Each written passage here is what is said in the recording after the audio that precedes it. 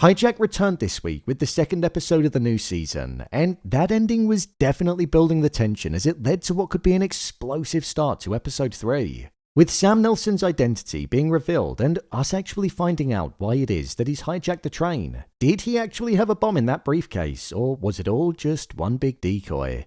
Well, let's dive into this week's episode, break down all the important and new details, and explain the ending. Here is Hijack Season 2, Episode 2, Ending Explained. Just to let you know, this video will contain spoilers. Is there a bomb in the case? The main part of the episode where most of the tension came from was during the ending. With the train being stalled for a while, the passengers were growing restless with not being in the loop about why the train had stopped, and one passenger in particular, the cyclist, took things too far by not letting Otto close the door and instead being dragged in by Sam. This was when Sam made out like there was a bomb in the case because Ada Winter wasn't moving the train that had grinded to a halt and had essentially trapped him inside of the station so that the G7 G9 could go down and ambush him if they wanted to. Otto showed Sam a control room earlier on in the episode, and Sam also had a lighter in his hand that they deliberately focused on, which I think is crucial when it comes to the outcome of what actually happened during the ending. Sam put it to Ada that if they didn't move the train and also find the person, John Bailey Brown, then he'd show them all what was inside of the case. He didn't explicitly say that there was a bomb inside of the case, and I feel like he did that on purpose. He left it down to their imagination, and with the way that they sent him onto the platform with it tied to his hand so that they could see him on the surveillance footage, it definitely looked like there could have been an explosive device in there.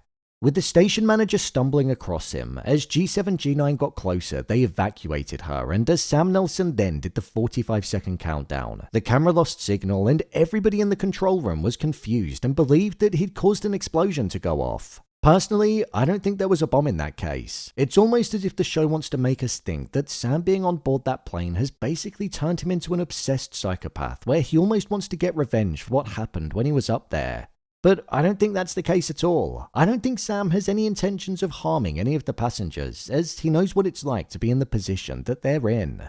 With the focus on the lighter and the trash can that was full of paper, I think Sam deliberately cut the cameras to make it seem like there was an explosion of some kind, and then with the crew retreating because of the threat, I think Sam is going to light a fire down there which could ultimately make it seem like a bomb could have gone off in one way or another, so it's going to be like a decoy of some kind. I do, however, think that might come back to haunt him though, as how is he going to progress forward if they believe that there was an explosion? Maybe he might take some of the hostages onto the train that's in front and use Otto as the driver and press forward with that one. That's the only way I can see him getting out of there, so personally, I don't think there was a bomb inside of the case. Why is he hijacking the train?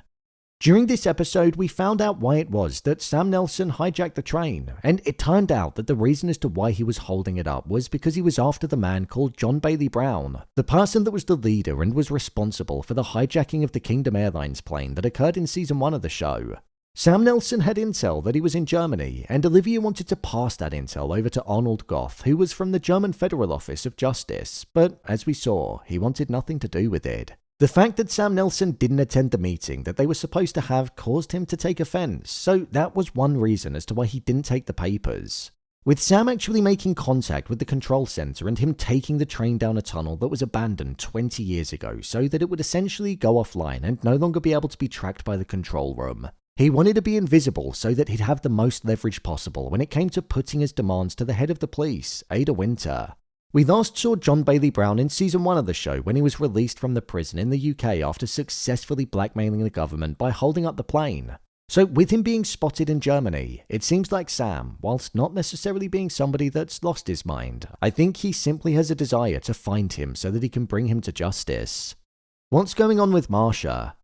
With Marsha, the show is being very vague about what's going on with her. We first saw her last week in the first episode when she was on an isolated trip where she almost wanted to be at peace within her mind. She received flowers that had the name Marsha Nelson on it, which was her surname when she was married to her ex-husband Sam Nelson. What we don't know is who sent the flowers and why she's essentially out there in isolation. She mentioned in this episode that it was for an anniversary of some kind, and with us not seeing Kai at all in this second season so far, I'm presuming that maybe something happened to her son Kai, and this could potentially also tie into why it is that Sam has tried to approach the German government directly by doing the extreme act in hijacking the train. I suppose he saw how successful it was for John in getting out of prison, so he thought he might try his hand at it. I wonder if outside of the events that we've seen in the show, could John have potentially had Kai taken out in some way? Maybe Kai got himself caught up in some kind of trouble, or maybe trouble ended up finding him and his off-screen death could be the very thing that's causing Marsha to want to retreat into her mind and Sam to go on the offensive. With the flowers also having her old surname, it makes me wonder if John or his men are behind the flowers that she received, insinuating that maybe she's been getting watched for a while. My review of the episode. Now, I am enjoying the show, but I think these first 2 episodes have suffered a bit from the fact that the first season was 2.5 years ago. I completely forgot who John Bailey Brown was and that he was the person that was released right at the end, and it just feels like any momentum that was built up in the first season has been grinded to a halt. And I feel like this is because of the sheer amount of time that it's been since we were last in the universe of the show.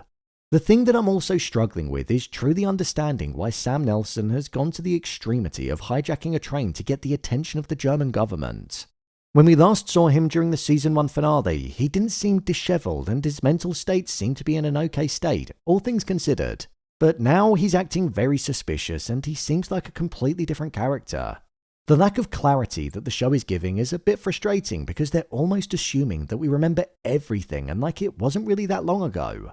Another issue that I feel like I have with the show is that, unlike season 1 where it genuinely felt like the threat level was there because the villains were actual villains, so far this season doesn't quite have that because it's clear to see that Sam doesn't actually want to harm any of the passengers. So not for 1 second did I think that the suitcase was going to go off.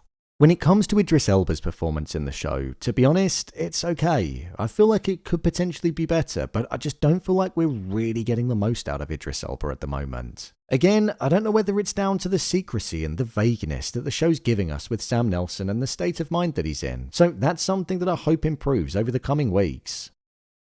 In terms of this episode, compared to the first one, I definitely preferred it. I thought the level of tension that was present in moments such as when Otto was walking through the wagon and was spotted by the passengers, when Sam Nelson wasn't getting what he wanted, and also right at the end when it was presumed that the bomb went off with the different reactions that were taking place. The intensity of all of those actions actually cut through the screen, whereas in the first one, I didn't really get that.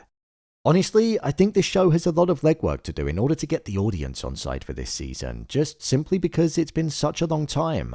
I also saw some complaints about it being in Germany and needing to read subtitles. I don't find that an issue, as needing to read subtitles was something that was also present in the first season of the show, so I don't really know where that's come from. Now, I hope the show continues to improve, because I do feel like it has potential, but it's just taking a little bit of easing back into it at the moment, but I'm sure we'll get there eventually. So, there you have it, Hijack Season 2 Episode 2, Ending Explained. If you want to see more videos on Hijack Season 2, then check the playlist below, and don't forget to subscribe so you don't miss future videos. What did you think of this week's episode? Share your thoughts in the comments. As always, thanks for tuning into the video, and I'll see you in the next one.